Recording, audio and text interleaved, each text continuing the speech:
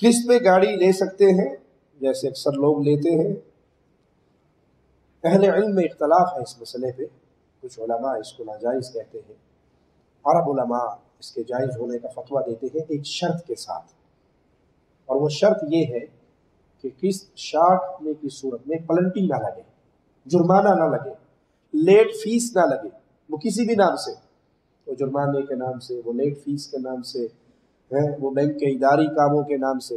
آپ کے اوپر ڈن ہوا ہے 1000 ریال منتھلی آپ نے گاڑی کی قسط دینی ہے، آپ 3 مہینے نہیں دے سکے، چوتھے مہینے گئے ہیں تو آپ 3000 اکٹھی پچھلی دینا چاہتے ہیں.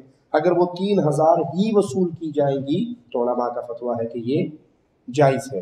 اور اگر اس میں 3300 100 ریال منتھلی یا 50 ریال منتھلی یا جو بھی اضافہ ہوگا وہ اضافہ سود ہے.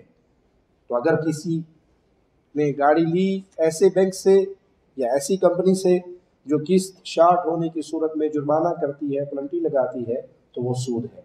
یہاں پہ کچھ بھائی کہتے ہیں جی ہم چونکہ ہماری کمپنی سے سیلری ڈائریکٹ آتی ہے تو لیٹ ہونے کا کوئی چانس ہی نہیں ہے، ہم لیٹ ہونے نہیں دیں گے. آپ نے کم از کم وہ ایگریمنٹ تو سائن کیا جس میں سود کی شک موجود ہے، اس کو سائن کرنا ہی جائز نہیں ہے.